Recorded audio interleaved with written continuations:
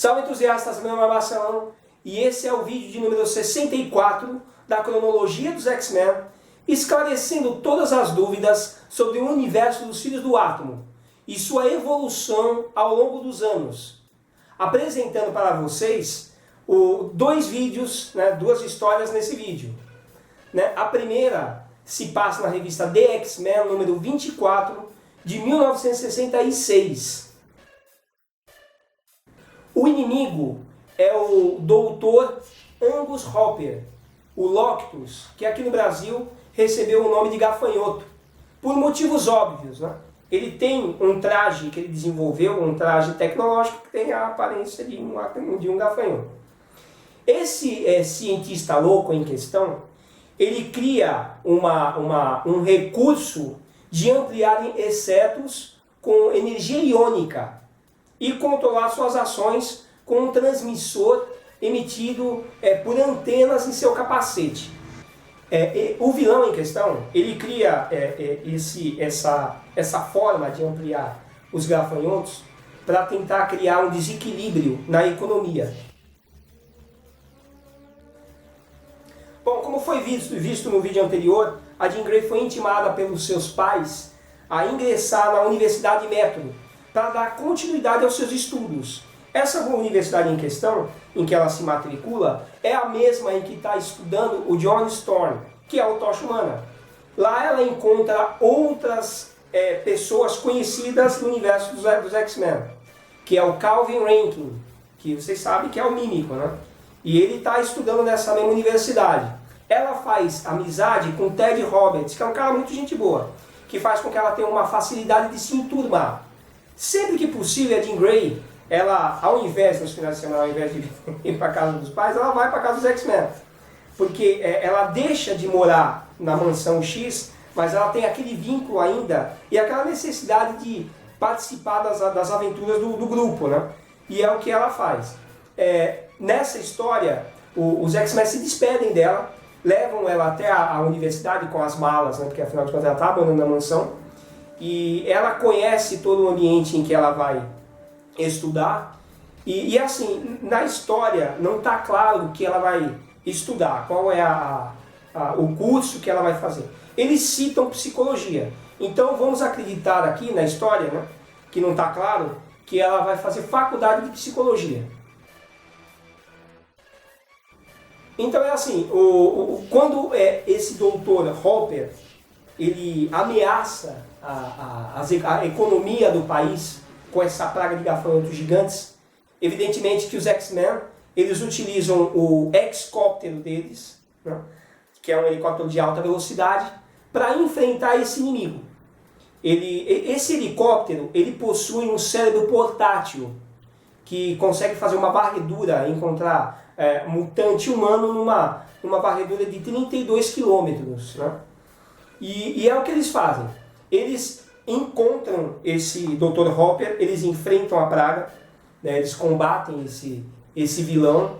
E é curioso que num dado momento, como já foi dito em vídeos anteriores, o Bob Drake ele utiliza um recurso, que é um recurso que eles desenvolveram de combate, em que ele congela o solo para derrubar o inimigo. Eu acho interessante passar isso para vocês, que é uma característica de combate que eles vão desenvolvendo ao longo dos anos. Assim, a história se desenrola, evidentemente que os X-Men enfrentam esse inimigo, que eu acredito que foi inspirado nos cinemas, nos filmes que tinham na época de 1957, que apareciam muitos filmes de insetos gigantes. Isso era muito comum na época, Formigas gigantes, gafanhotos gigantes, aranhas gigantes, e talvez isso tenha inspirado o roteirista a criar esse inimigo. Essa história nós vamos classificá-la como uma história ruim. A partir desse vídeo a gente vai fazer umas classificações das histórias dos X-Men que vão ser publicadas. A história de fato, o inimigo não é um inimigo interessante, a história, a narrativa é básica e a história não é boa. Mas eles enfrentam o inimigo e vencem, evidentemente, mais esse oponente aí.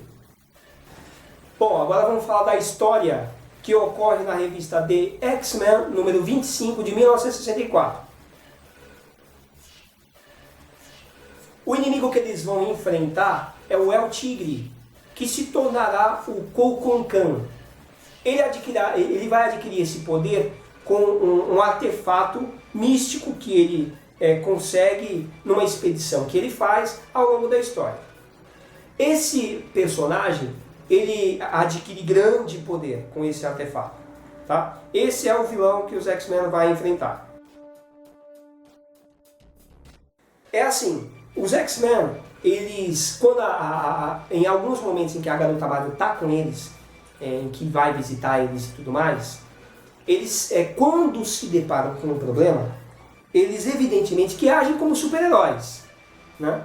Eles até tem uma ocasião em que eles se deparam com um incêndio, né, numa escola, e eles são conhecidos, inclusive as crianças ficam todas eufóricas, né, apesar da situação de perigo, e eles agem da maneira mais rápida e objetiva para poder resgatar as crianças. Né? E é assim, quando os bombeiros eles conseguem evidentemente resgatar todo mundo, salvar todo mundo, que os bombeiros começam a chegar, eles somem. Isso é uma característica que eles vão fazer ao longo das histórias dele. Todas as vezes que as autoridades aparecerem, os X-Men vão embora. Porque eles não querem ter contato com mídia.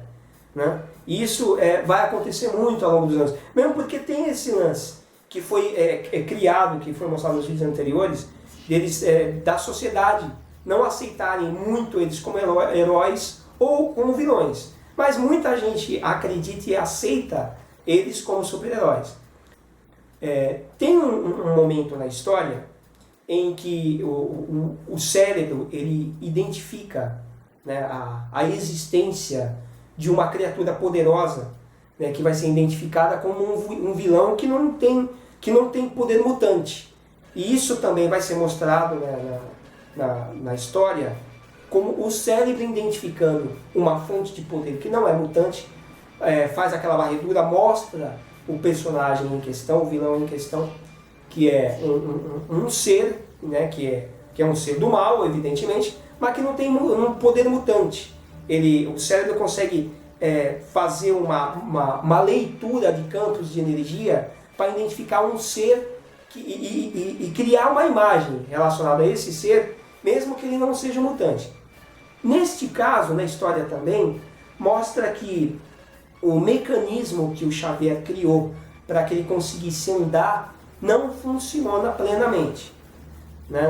Ele não encontrou a solução para o problema das pernas dele. Né? E vai ser mostrado na revista, né? Que ele funciona até um determinado momento, mas não consegue resolver o problema dele. Né?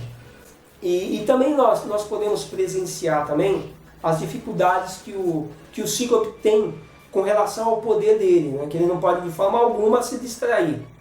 Né? Que é até interessante, né, que os criadores, os roteiristas, criassem um mecanismo mais eficiente do que aquele óculos que ele simplesmente coloca na frente dos olhos, que não garante a segurança dele nem de ninguém. Né? Mas é assim, o que eu tinha a falar para vocês a respeito dessa história, até tem um princípio de um confronto.